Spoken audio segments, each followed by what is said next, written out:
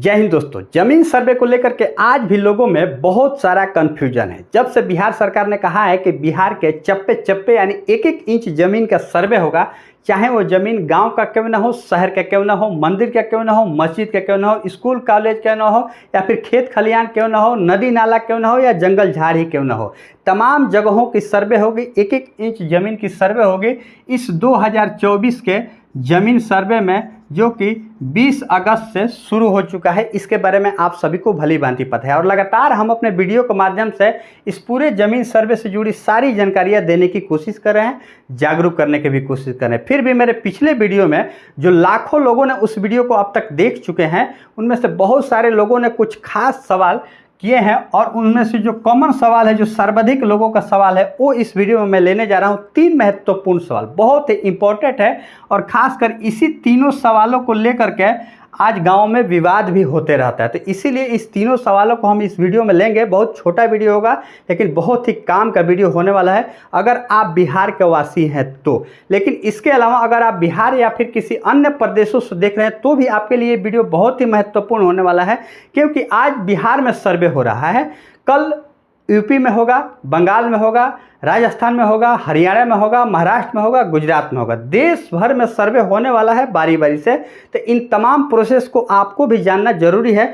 ताकि अगर कभी भी आपके प्रदेश में जमीन सर्वे होगा तो आप पूरी जानकारी से बिल्कुल जागरूक रहिएगा। तो चलिए, सबसे पहला सवाल, पहले आप सवाल को समझ लीजिए, फिर आपको हम इसको पूरी जानकारी देने वाला हूं। आगे बढ़ने से पहले एक बार फिर से आपसे रिक्वेस्ट कर रहा हूं, चैनल को अगर अभी तक आपने सब्सक्राइब नहीं किया है तो सब्सक्राइब अभी ही कर लीजिए और वीडियो को एक लाइक तो अभी कर दीजिए, क्योंकि आपके लिए बहुत ही इंपॉर्टेंट वीडियो होने वाला है। तो चलिए, 5 भाई है, एक भाई को हिस्सा नहीं दे रहा है तो सर्वे कैसे होगा। जैसे कि आपको पता ही है, 5 भाइयों में किसी एक भाई को हिस्सेदारी नहीं दिया जा रहा है, लठ के बल पे या जैसे भी, तो वो अपने नाम से सर्वे कैसे कराएंगे। बहन बेटी को लेकर के बहुत ही महत्वपूर्ण सवाल आ रहा है कि भाई बहन है, चाहे वो जीवित है या मृत है, तो फिर हम अपने नाम से सर्वे कैसे कराएंगे ताकि आगे कोई वाद विवाद ना हो। दूसरा सवाल, तीसरा है, ओरिजिनल कागज नहीं है, सर्वे कैसे होगा। यानी आपके पास चाहे वो खरीदारी का ही ज़मीन क्यों ना हो, दादा परदादा का ही ज़मीन क्यों ना हो, लेकिन उसका ओरिजिनल डॉक्यूमेंट्स आपके पास नहीं है, कागज़ नहीं है, तो भाई सर्वे कैसे कराएंगे। बहुत ही तीनों इंपॉर्टेंट सवाल है। चलिए, अब सबसे पहला सवाल है कि 5 भाई है, एक भाई को हिस्सा नहीं दे रहा है तो सर्वे कैसे होगा। अब आप चाहे 5 भाई हो, 2 भाई हो, 3 भाई हो, 6 भाई हो, जितने भी भाई हो, सबसे पहला काम आपको क्या करना है कि आपस में बैठ करके समझौता कर लेना है अच्छी तरीके से कि भाई इसमें मेरा हिस्सेदारी बनता है, मेरा हिस्सेदारी दे दो, ताकि हम अपने नाम से सर्वे करा लें, आप भी अपने नाम से सर्वे करा लें, सबका कागज़ अलग अलग से बन जाएगा। इस प्रकार से आपको व्यवहारिक तरीके से बात करके अपना बंटवारा कर लेना है। इसके बावजूद भी अगर वो लोग नहीं मानते हैं लठ के दम पे कि नहीं मैं दूंगा ही नहीं, तो आपको क्या करना है वो भी मैं आपको बताऊंगा। इसके अलावा आप चाहें तो 2-4 व्यक्तियों को गांव से लेकर के एक अच्छी तरीके से समझौता करा लेना होगा, उसके तहत आपको बंटवारा कर लें। फिर भी अगर मान लो कि सबकी बातें भी कोई अगर नहीं मानता है, तो ऐसा नहीं कि वो अपने नाम से सर्वे करा लेंगे, ऐसा होगा ही नहीं और आप होने भी नहीं देंगे। उसका क्या उपाय है मैं आपको बताता हूं।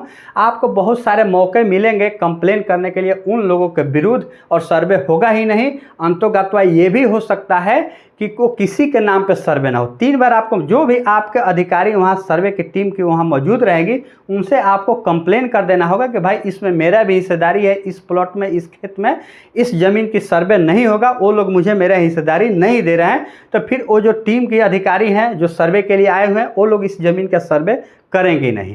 अंतोगत्वा क्या होगा, इसके अलावा 3 बार भी आगे आपको कंप्लेन का मौका मिलेगा। जैसे मान लीजिए कोई खुदा ना खास्ता कहीं अपने ज़मीन के सर्वे के टाइम में नहीं पहुंच पाए, कोई 2 भाई है, 3 भाई है, ये लोग अपने नाम से ही सर्वे करा ली है, तो आपको कंप्लेन करने के 3 बार मौके मिले। तो जब आप बार बार जाकर के कंप्लेन कर दीजिएगा तो हो सकता है कि उस जमीन को किसी के नाम पे भी सर्वे ना हो, गर्मजरुआ भी घोषित किया जा सकता है, या फिर बिहार सरकार अपने अंडर भी ले सकती है, तो सभी को लेने की देनी पड़ जाएगी। इसके लिए मेरा सुझाव है कि जो भी है आपस में मिल बैठ करके अपना बंटवारा कर ले, ताकि सभी लोगों के नाम पे सर्वे हो जाएगा और सबके नाम पे डॉक्यूमेंट्स बन जाएंगे। अब दूसरा सवाल है बहन को लेकर के कि भाई बहन की हिस्सेदारी अगर हमारे ज़मीनों में है तो उसका हम सर्वे कैसे कराएंगे। देखिए, दो कंडीशन है, अगर जीवित है या फिर मृत है। जैसे बहुत से लोगों का कहना है कि भाई बहन तो है, शादी हो गई थी, मृत हो गया, तो उसको अपने मृत का उसको प्रमाण आपको दे देना होगा कि भाई वो मृत हो गया है। सबसे पहला बात है कि अगर कोई बहन की मृत्यु हो ही गई है तो वो तो दावा करने आएगी नहीं, सीधी सी बात है। अब रहा सवाल कि उनके जो बेटा बेटियां हैं, तो देखिए ये एक कोर्ट का प्रोसेस हो जाता है, ये काफ़ी लंबा प्रोसेस होता है। ये नहीं कि वो डायरेक्ट आकर के यहाँ अपने नाम से, उनकी जो बेटी है या फिर बेटा है वो अपने नाम से आकर सर्वे कर लेंगे, ऐसा मुमकिन नहीं है। उसके लिए कोर्ट जाना पड़ेगा और वो काफ़ी लंबा प्रोसेस होता है। तो इसके लिए अगर बहन की मृत्यु हो गई है तो फिर वो आपके अपने नाम से ही सर्वे हो जाएगा। लेकिन अगर जीवित है तो आपको अपने वंशावली में उनका नाम देना होगा। हाँ, अगर उनकी कोई भी दिक्कत नहीं है कि नहीं मुझे इसमें कोई भी हिस्सेदारी नहीं चाहिए, तो आप निश्चित ही अपने नाम से सर्वे करा लें। और फिर भी आपको किसी प्रकार के मौखिक तौर पे भी भरोसा ना हो, और शायद होना भी नहीं चाहिए, जो भी काम हो लिखित तौर पे होना चाहिए। तो इसके लिए आपको एक कोर्ट के माध्यम से एनओसी बनवा लेना होगा, यानी कि आपको डिक्लेयर करवा लेना होगा कि भाई मेरे अब इसमें कोई भी हिस्सेदारी नहीं लेनी है। तो उसके लिए आपको एक एनओसी बनवा लेना होगा। लेकिन हाँ, वंशावली में नाम देना होगा जरूर, अगर बहन जीवित है तो। अन्यथा अगर आप सोच रहे हो कि चलो उनको पता नहीं है, कहीं दूर दराज है, शादी हो गए, अब क्या करने आएगी, तो खुदा ना खास्ता कभी वो दावा पेश कर दी तो आपको लेनी की देनी पड़ जाएगी और 420 का मामला भी बन जाएगा। तो इसके लिए आपको वंशावली में उनका नाम, जो बहन का नाम है, वो देना बहुत ही ज़रूरी है। अब ये बहन को लेकर के बिल्कुल क्लियर हो गया।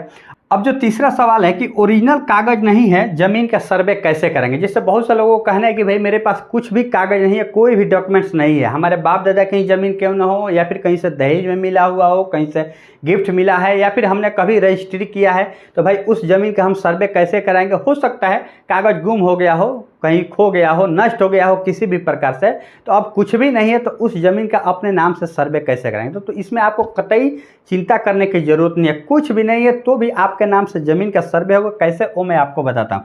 सबसे पहले आपको अपने खेसरा नंबर 1 याद होना चाहिए। जी हाँ, अब बताइए, आप खेसरा नंबर के माध्यम से आप अपने जो भी ज़मीन है उसका नकल निकलवा सकते हैं। भाई आजकल ऑनलाइन ज़माना है, इसमें आपको कहीं जाने की ज़रूरत नहीं, आप आसानी से नकल निकलवा सकते हैं, या फिर रजिस्ट्री ऑफिस से भी जाकर के ऑफलाइन आप निकलवा सकते हैं, कोई दिक्कत होने वाला नहीं है। हाँ, 200-400 रुपये खर्च करने पड़ेंगे, इतना तो बात ज़रूर है। लेकिन अब आपको खेसरा नंबर भी अगर मान लीजिए कि पता नहीं होगा, तब आप क्या करेंगे जी, ये भी एक सवाल है। तो आपको यहीं पे मैं बता देता हूँ कि फिर भी आपको चिंता करने की ज़रूरत नहीं है।